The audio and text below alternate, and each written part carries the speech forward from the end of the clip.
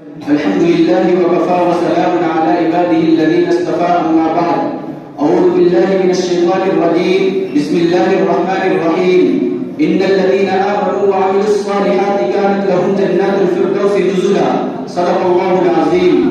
صدر محترم حکم صاحبان اور عزیز ساتھیوں، السلام علیکم ورحمۃ اللہ وبرکاتہ. آج کی اس تقابلی بزم میں میری تقریر کا عنوان ہے رہ گئی رسم ازا روح بلالی نہ رہی، فلسفہ رہ گیا تلقین غزالی نہ رہی. حضرات گرامی،